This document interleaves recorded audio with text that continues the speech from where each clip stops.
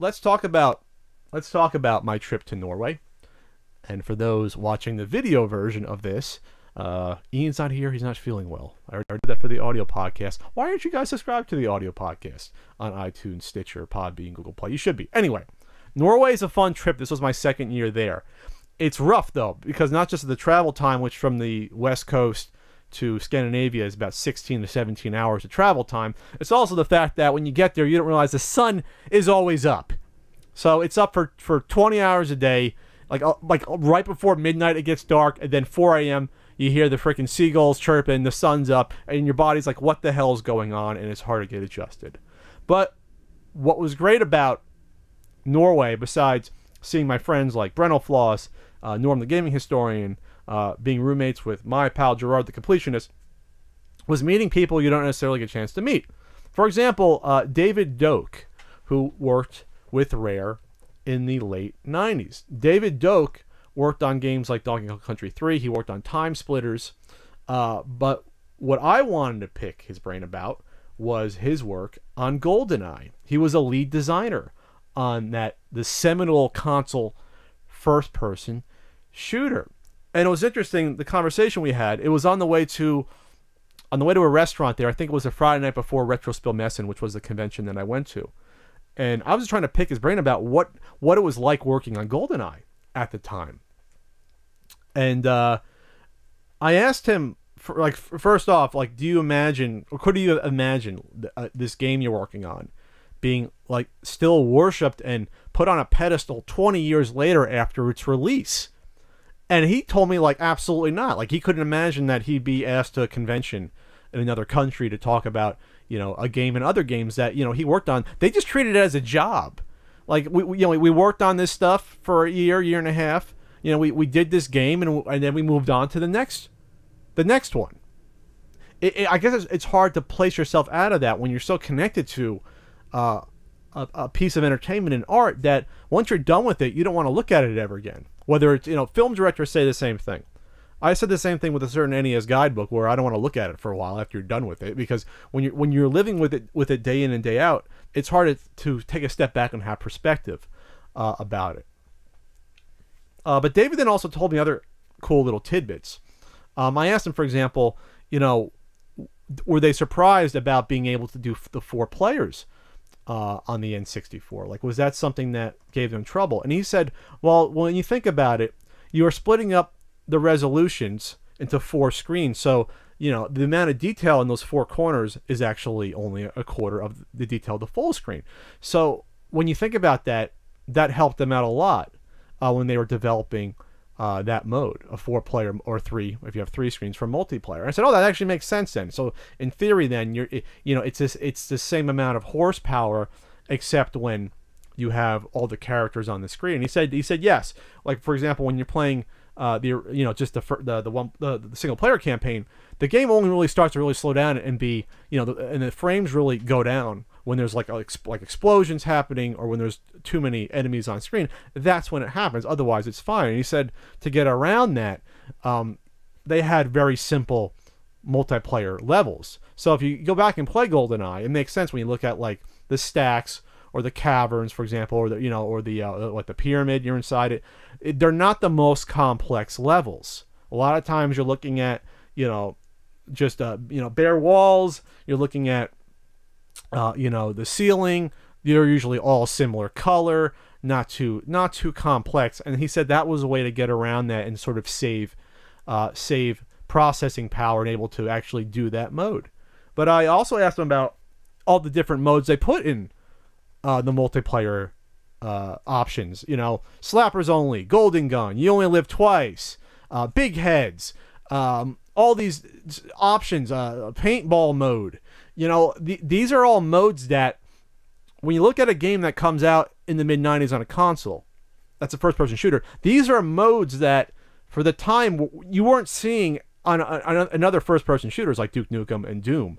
They were more simple. And you don't see a lot of features like that even now in first-person shooters. Just fun, quote-unquote, party modes that really gives the game more life that on paper, we just have a first-person shooter, you shoot people, who cares? But now you have all these modes, you have all the different types of modes for, automatic weapons, mines, pistols only. You know what I mean? Like, they went above and beyond with that. And when I asked David about that, he basically said this is the best answer when it comes to game development. He said we wanted to put in options that we wanted in the games that we wanted to play, which makes perfect sense that they had the liberty to do that. But what also helped was the fact that he said that there wasn't really a push by Nintendo to get the game out. So as you remember, GoldenEye was published by Nintendo, even though it was developed by Rare. So GoldenEye movie came out in '95, right? The video game didn't come out until, let's see, August '97. That is 2 years after the movie is released. I want you to think about that. I know it was a different time, but you're talking about a major IP, a major movie license you have for a video game. Imagine today a major movie coming out, and then the video game version of that movie not coming out for like 2 years afterwards. It's pretty unheard of. They usually like to capitalize on the popularity of a movie when it gets released to release the game. Yes, there's delays, but 2 years? Wow. And I know you have a lot of those like Sega Marvel games that got poor reviews that were sort of pushed out there in the past. So that's the bad part about pushing out a game to make sure it comes out. I'm just saying it rarely happens. And so what David told me was that they really got no pressure, and they could take basically all the time they wanted to at the time to get the game out there.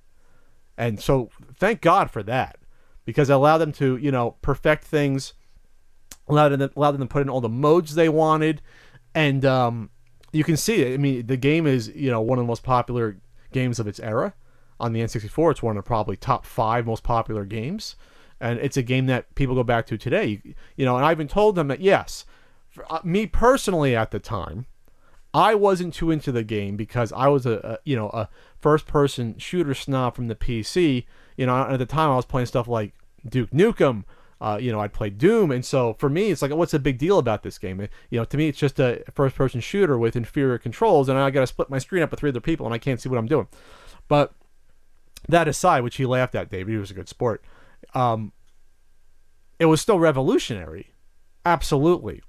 So David was a great guy to talk to about this. On our way to the restaurant that happened to serve whale, by the way, and that kind of freaked me out. But it was legal, though. It was a species of whale, I guess, in Norway that they're allowed to hunt for food. It's not endangered in any way.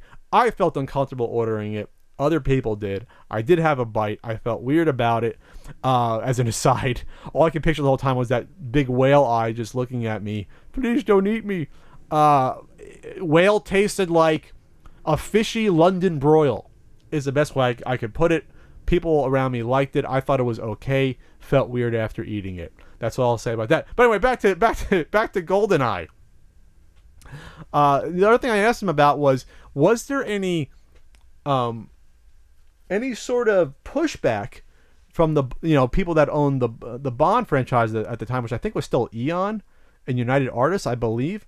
They give the rights to do this GoldenEye game, but there's so many things in the game that have nothing to do, with GoldenEye in terms of tons of the weapons. You have throwing knives. You have Oddjob and Jaws as playable characters. Those are guys from movies that had come out 20 or 30 years before, which that's surprising to say. And he said that they were pretty cool about that. Like, they gave him the license to kill, the license to program GoldenEye, and use almost whatever they wanted from the Bond lore. So an interesting thing that I don't know. I have to search for this. You guys can. Maybe there's a hack out there with 4 different James Bond characters. He said in the version they had that there was not just the Pierce Brosnan, there was a Timothy Dalton, a Roger Moore, and also a Sean Connery James Bond model to be used. And he not just said that they kind of looked like them, but also the fact that they played differently. He couldn't remember exactly how, but there was differences to all 4 Bonds, which that blew me away. I'd never heard of that before. And I just could imagine that, imagine playing through the single-player campaign or multiplayer, being able to have 4 Bonds, different Bonds, go at each other.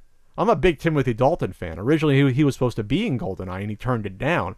Now I'm thinking about playing that game as Dalton. That would have been cool. I'm not sure what the differences would have been. Maybe some are a little bit quicker, have a little bit slightly better accuracy.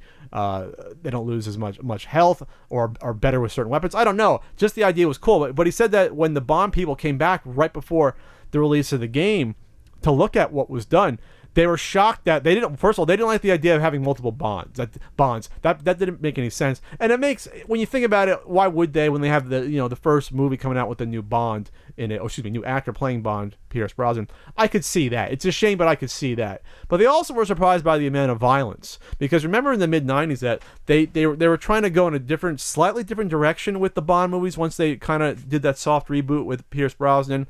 Not that the violence was cut out entirely, but there was violence off screen. It was a little more playful, trying to get away from more of the hard nose.